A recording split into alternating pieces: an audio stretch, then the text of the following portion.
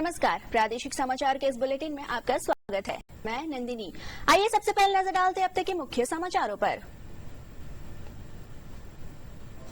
प्रधानमंत्री नरेंद्र मोदी आज आईआईटी दिल्ली के दीक्षांत समारोह में होंगे शामिल। सुपर कंप्यूटिंग सुविधा परम प्रज्ञा का करेंगे उद्घाटन।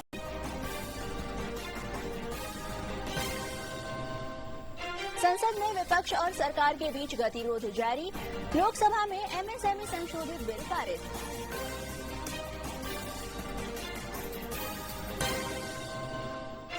राष्ट्रपति द्रौपदी मुर्मू ने साल 2025 के लिए 3 संत कबीर हस्तकरघा और 19 राष्ट्रीय हस्तकरघा पुरस्कार प्रदान किए। सीएम सम्राट चौधरी आज सीतामढ़ी का करेंगे दौरा। पुनौरा धाम में माता सीता और प्रभु श्रीराम की प्रतिमाओं को काष्ठन मंडपम में करेंगे स्थापित। पथ निर्माण मंत्री कुमार शैलेंद्र ने तिलका मांझी विश्वविद्यालय की सड़कों का किया निरीक्षण। कहा जल्द ही टूटी हुई सड़कों का कराया जाएगा निर्माण। और गोपालगंज के शिक्षा विभाग में सिंगल विंडो सिस्टम की हुई शुरुआत। सभी आवेदन एक ही काउंटर पर किए जाएंगे स्वीकार।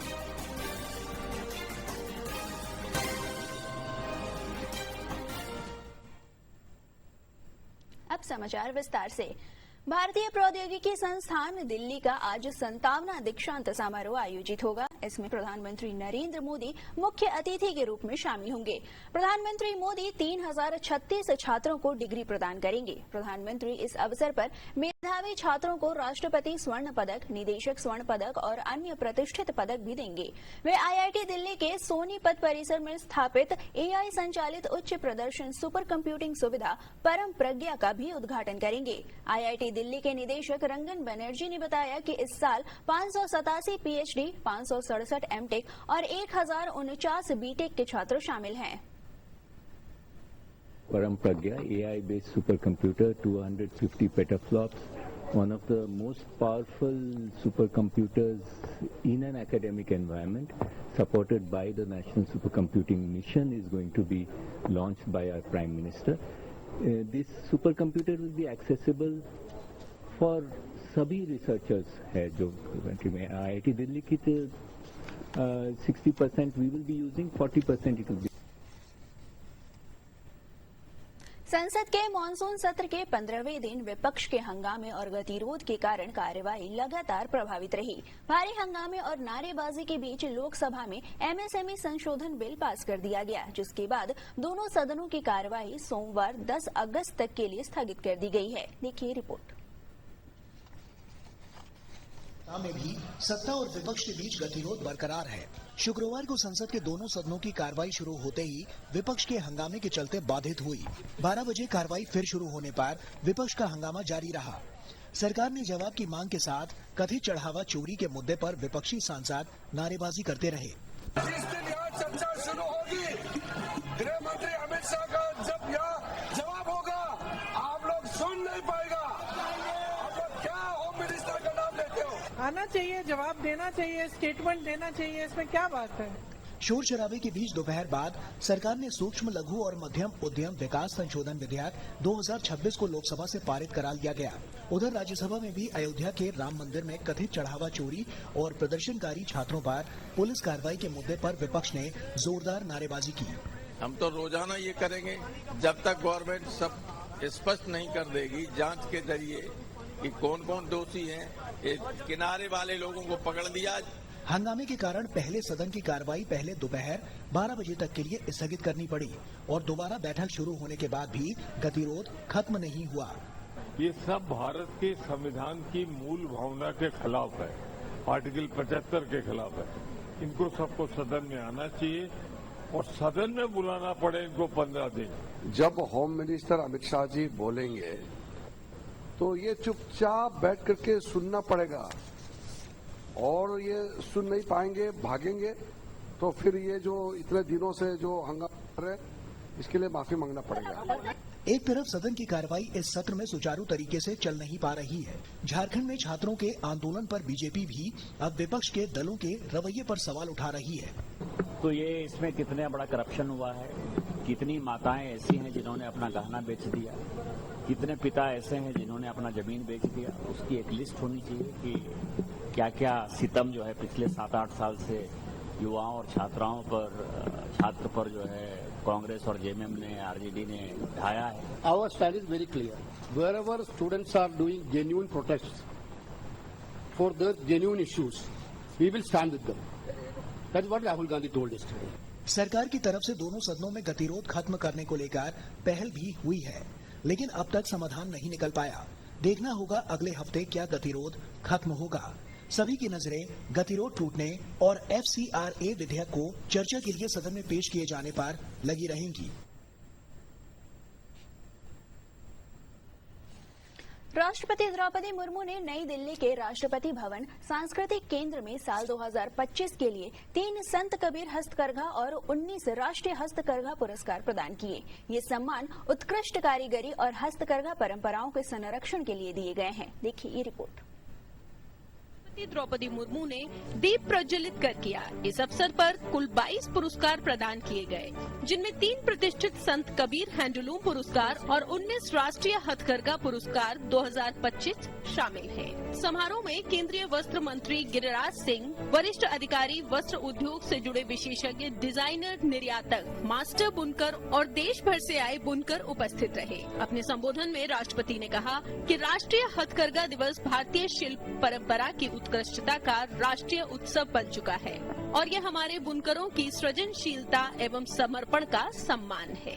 हथकरघा भारत के स्वतंत्रता संग्राम और आत्मनिर्भरता से भी जुड़ा हो। हमारे ग्रामीणों और जनजातीय समाज ने प्रकृति के साथ सामंजस्य से जीने की पारंपरिक ज्ञान प्रणालियों को सदियों तक संजोया है।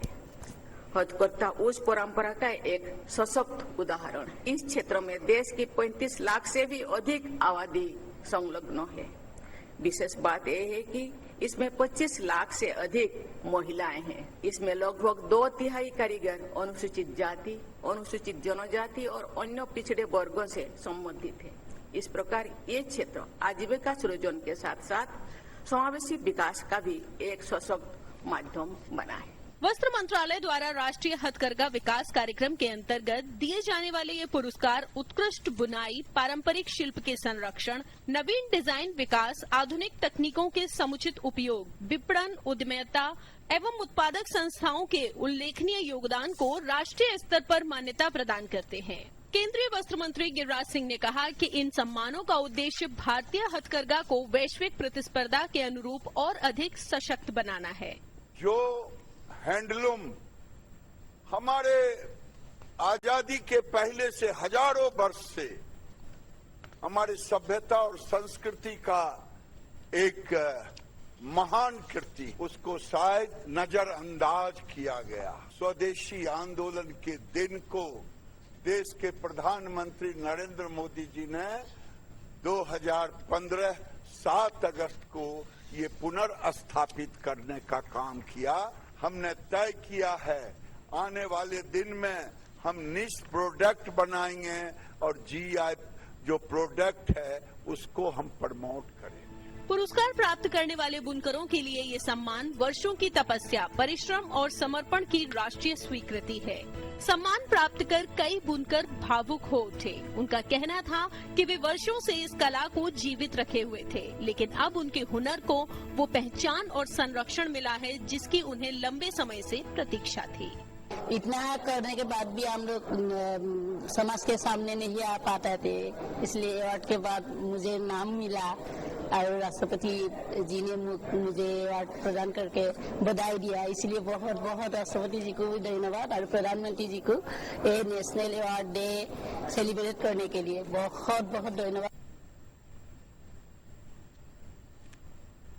वंदे मातरम भारत का राष्ट्रीय गीत है। इसे बंकिम चंद्र चट्टोपाध्याय ने संस्कृत और बांग्ला में लिखा था। यह महान गीत स्वतंत्रता संग्राम के दौरान देश के स्वाधीनता सेनानियों के लिए प्रेरणा का मुख्य स्रोत था। देखिए ये रिपोर्ट।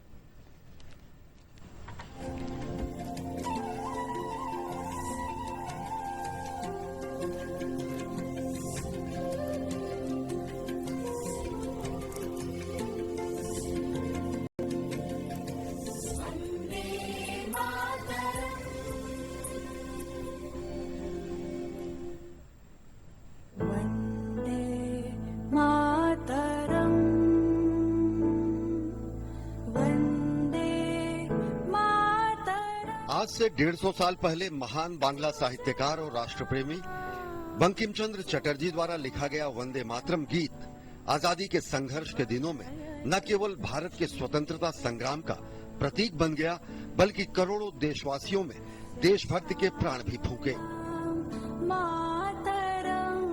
वंदे मातरम की रचना ब्रिटिश सत्ता के विरोध और देश प्रेम की भावना से ओतप्रोत एक ऐसी कहानी है जिसने स्वतंत्रता संघर्ष को नए आयाम दिए।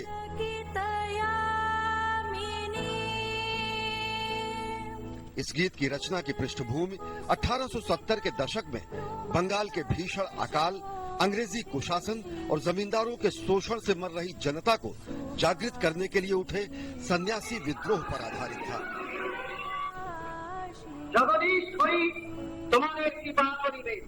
वंदे मातरम प्रसिद्ध उपन्यास आनंद मठ का एक भाग है। दरअसल गुलामी के दिनों में ब्रिटिश सरकार ने एक तुगलकी फरमान जारी करते हुए कहा कि भारत में गॉड सेव द क्वीन नामक विदेशी गीत गाया जाएगा। राष्ट्रवादियों ने ब्रिटिश सरकार द्वारा थोपे जाने वाले इस औपनिवेशिक गीत को अपनाने से साफ इनकार कर दिया। गुलामी के प्रतीक ब्रिटिश सरकार के इस फैसले के विरोध में बंकिम चंद्र चटर्जी ने 7 नवंबर 1875 को अक्षय नवमी के दिन देशभक्ति गीत वंदे मातरम की रचना की।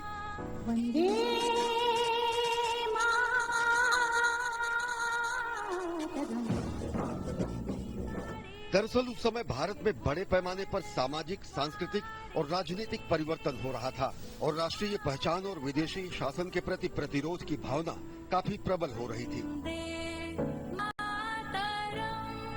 ऐसे में वंदे मातरम गीत ने माँ भारती को शक्ति, समृद्धि और दिव्यता के प्रतीक के रूप में प्रस्तुत किया और भारत की एकता और आत्मसम्मान की भावना को जागृत करते हुए उसे एक काव्यात्मक स्वरूप दिया। जल्द ही ये गीत राष्ट्र के प्रति भक्ति, समर्पण और अमरता का प्रतीक बन गया और आज भी यह गीत भारत की भाषाई और सांस्कृतिक विविधता में एकता का प्रतीक है। वंदे मातरम गीत आजादी के हर सिपाही का स्वर बन गया। क्या क्रांतिकारी और क्या अहिंसा के पुजारी सभी इसका उद्घोष करते थे और समय के साथ संस्कृत के दो शब्द वंदे और मातरम ने पूरे भारत और भारतीय भाषाओं को एकता के सूत्र में बांध लिया। स्वतंत्रता संग्राम के दिनों में विश्व दिगंबर पुलस्कर वंदे मातरम को हर कांग्रेस अधिवेशन में गाते थे। एक बार तो मोहम्मद अली जब उन्हें रोकने की कोशिश की तो उन्होंने मोहम्मद अली की बातों को नकारते हुए इसे गाया।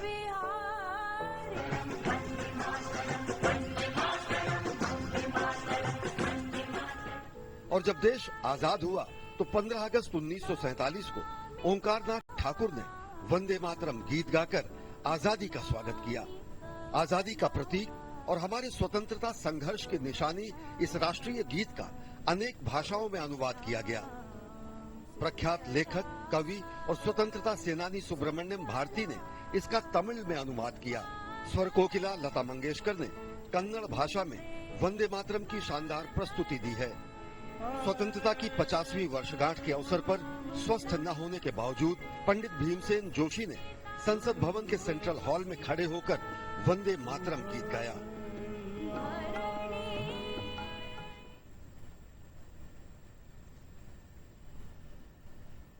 मुख्यमंत्री सम्राट चौधरी आज सीतामढ़ी के दौरे पर हैं। वे पुनौरा धाम में मां सीता और प्रभु श्री राम की प्रतिमाओं को काष्ठ मंडपम में स्थापित करेंगे। सीएम सीतामढ़ी के 76.60 करोड़ की लागत वाले दुग्ध चूर्ण संयंत्र का शुभारंभ करेंगे। सीएम यहां मत्स्य बीज बैंक के प्रजनन कार्य का भी शुभारंभ करेंगे। इस अवसर पर केंद्रीय मंत्री ललन सिंह के साथ उप मुख्यमंत्री विजय कुमार चौधरी, विजेंद्र प्रसाद यादव, मंत्री श्रेयसी सिंह और नंदकिशोर राम करेंगे। सीएम के दौरे पर को लेकर जिला प्रशासन अलर्ट पर है। सुरक्षा के कड़े इंतजाम किए गए हैं।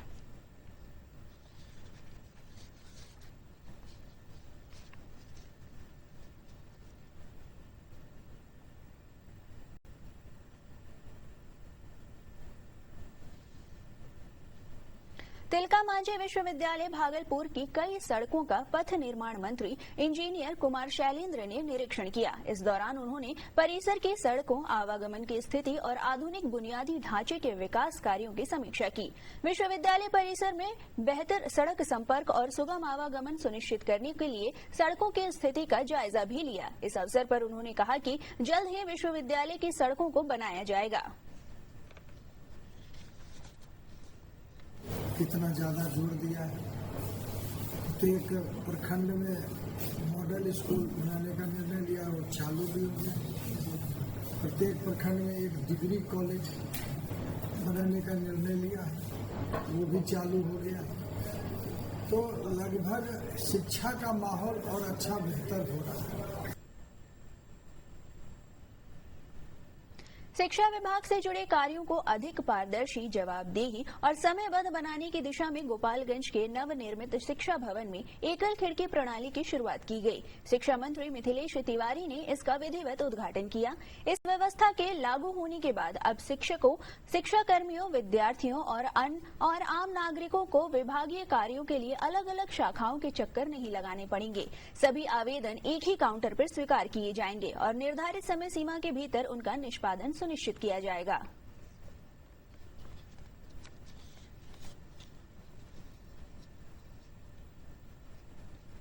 और यहाँ के हमारे जिला पदाधिकारी महोदय को मैं बहुत बधाई देता हूँ। ये अच्छी शुरुआत है। लेकिन मुझे आज, क्योंकि मैं कार्यालय में पहली बार आज आया हूँ और आप सभी पदाधिकारियों के जो चेहरे पे एक खुशी है अपने काम को लेकर, मुझे विश्वास है कि आप इसे अच्छा जरूर करेंगे। सिंगल विंडो सिस्टम बनाया गया है कि कोई भी आदमी आए उसको कहीं जाने की जरूरत नहीं है, सीधा एक सिंगल पॉइंट पे जाएगा, वहां अपना आवेदन देगा और वापस चला जाएगा। उसको ना किसी कर्मी से मिलने की जरूरत है, ना पदाधिकारी से मिलने की जरूरत है। सहरसा जिला शिक्षा पदाधिकारी कार्यालय में पदस्थापित जिला कार्यक्रम पदाधिकारी अजित अमर के खिलाफ आय से अधिक संपत्ति के मामले में ईओयू ने बड़ी कार्रवाई की है। सहरसा डीपीओ के 4 ठिकानों पर छापेमारी की गई है, जहां 2.51 करोड़ के बैंक लेन देन की जांच की जा रही है। डीपीओ अजित अमर के ठिकानों से जमीन के कई दस्तावेज और नकदी बरामद किए गए हैं।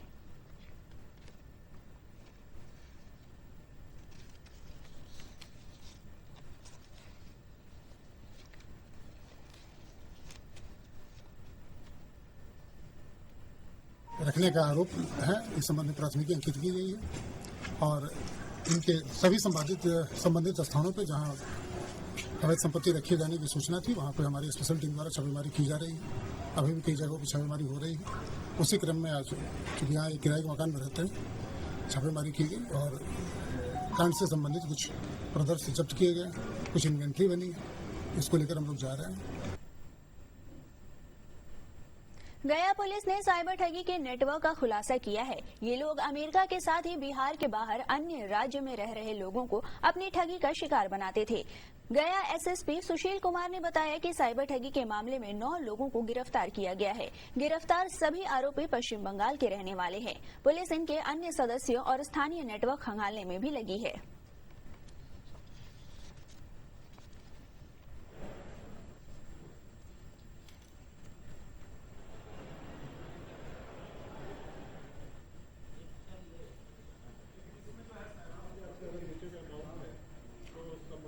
White house compound road number 6 में अवस्थित मोती मनी अपार्टमेंट के 4थे फ्लोर पे फ्लैट नंबर 4C में जब दरवाजा खुलवाया गया तो उसमें लगभग 9 लोग थे जो जमीन पे गद्दा लगा करके सब अलग अलग लैपटॉप और मोबाइल लेकर के बैठे हुए थे और उनकी गतिविधि संदिग्ध थी।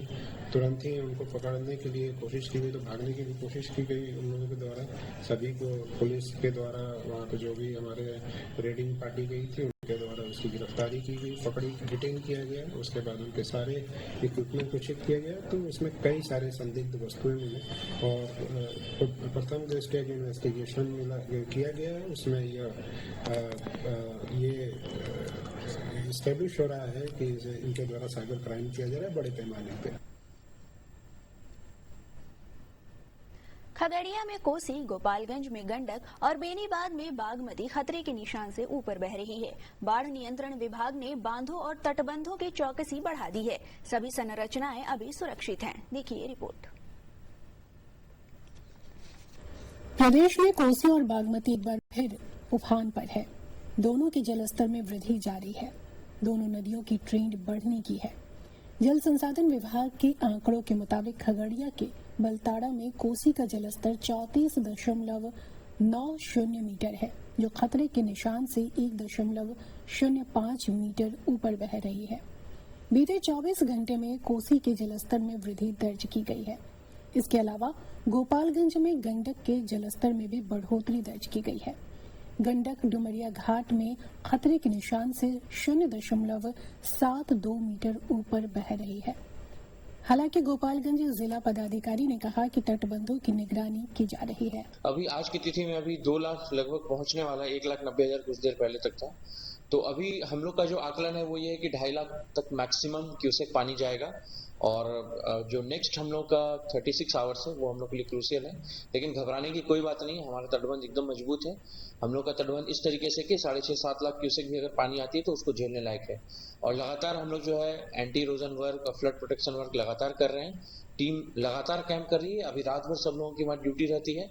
WRD डिपार्टमेंट से, जो वाटर रिसोर्सेज डिपार्टमेंट के फ्लड कंट्रोल डिवीजन के इंजीनियर लगातार बने हुए हैं। इन दोनों के अलावा मुजफ्फरपुर में बागमती भी खतरे के निशान से ऊपर बह रही है। बेनीबाद में बागमती का जलस्तर 1.14 मीटर ऊपर है। पिछले 24 घंटे में गंगा के जलस्तर में भी बढ़ोतरी दर्ज की गई है।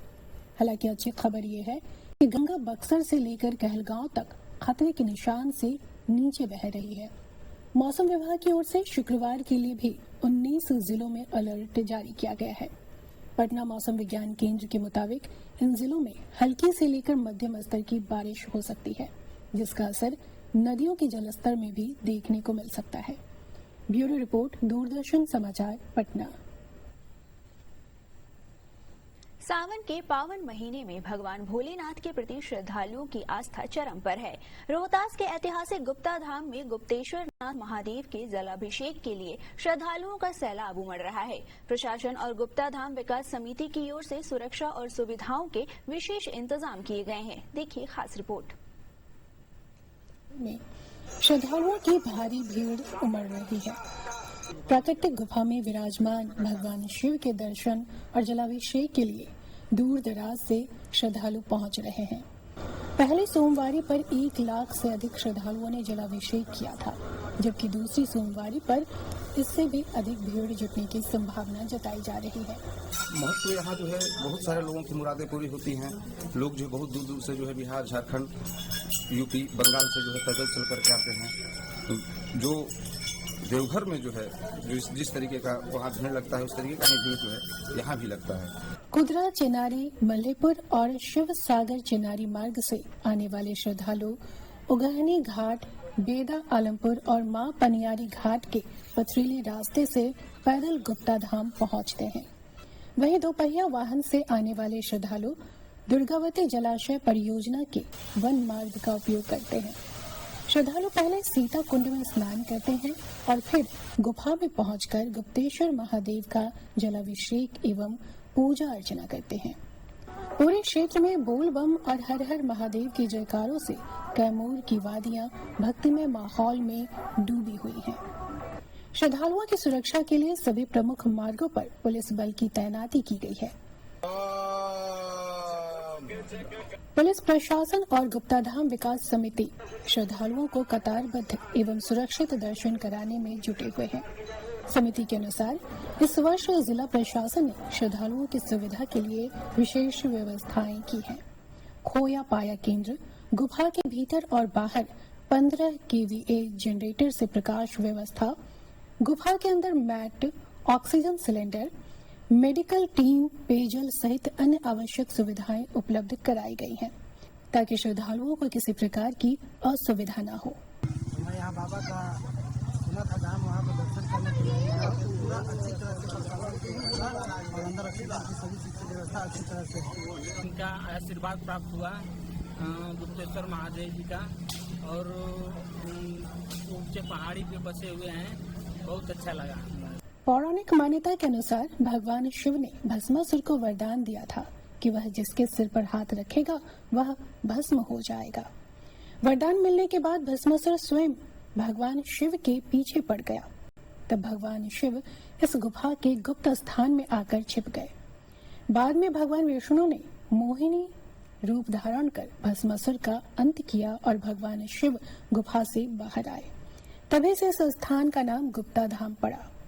आज यह धाम बिहार के अलावा उत्तर प्रदेश, झारखंड और नेपाल से आने वाले लाखों श्रद्धालुओं की आस्था का प्रमुख केंद्र बना हुआ है। दूरदर्शन समाचार के लिए रोहतास से अखिलेश प्रसाद। अब फटाफट सेगमेंट में देखते हैं 3 मिनट में 10 खबरें।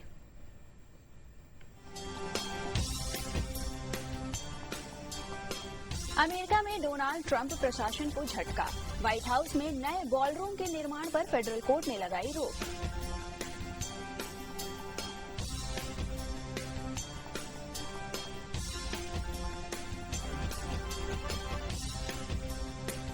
ब्रिक्स शिक्षा मंत्रियों की भुवनेश्वर में हुई बैठक में सर्वसम्मति से अपनाया घोषणा पत्र। 5 मुख्य प्राथमिकताएं तय।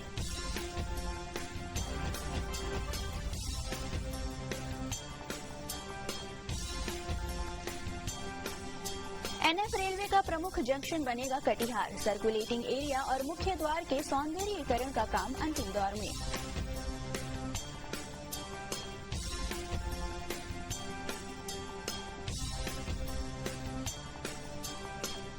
स्वास्थ्य विभाग ने मरौड़ा अनुमंडलीय अस्पताल में 5 बेड और सोनपुर अनुमंडलीय अस्पताल में 3 बेड का डायलिसिस सेवा शुरू की।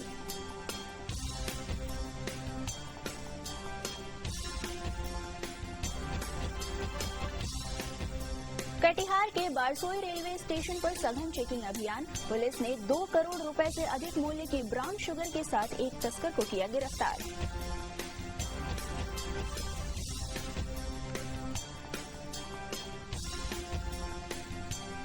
दरभंगा के तारडी में आयोजित दिव्यांग सहायता शिविर में लगभग 82 दिव्यांगों के बीच विभिन्न सहायता उपकरणों का किया गया निःशुल्क वितरण।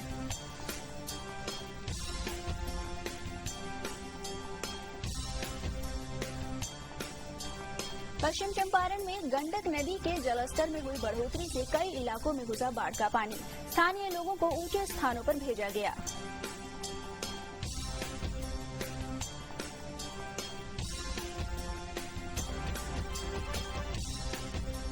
देश के कई हिस्सों में भारी बारिश के आसार। मौसम विभाग ने जारी किया अलर्ट। कुछ हिस्सों में आंधी तूफान के साथ वज्रपात की आशंका।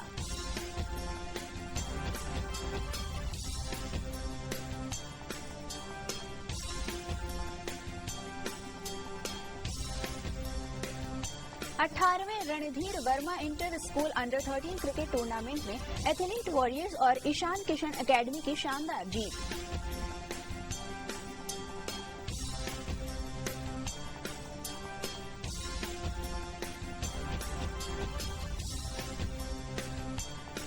बावनवीं जूनियर राज्य कबड्डी प्रतियोगिता में चैंपियन बनी सारण टीम को जिलाधिकारी वैभव श्रीवास्तव ने किया सम्मानित।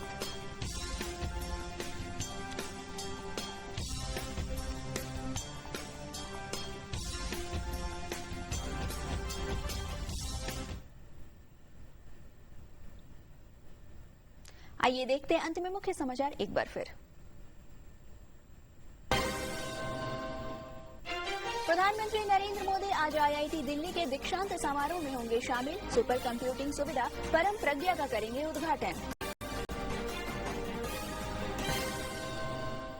संसद में विपक्ष और सरकार के बीच गतिरोध जारी। लोकसभा में एमएसएमई संशोधन बिल पारित।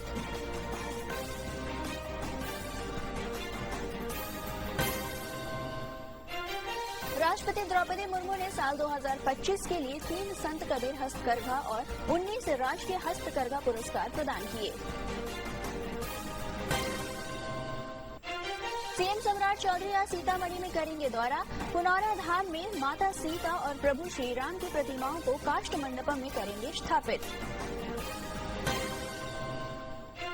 पथ निर्माण मंत्री कुमार शैलेंद्र ने तिलका मांझी विश्वविद्यालय की सड़कों का किया निरीक्षण। कहा, जल्द ही टूटी हुई सड़कों का कराया जाएगा निर्माण। और गोपालगंज के शिक्षा विभाग में सिंगल विंडो सिस्टम की हुई शुरुआत। सभी आवेदन एक ही काउंटर पर किए जाएंगे स्वीकार।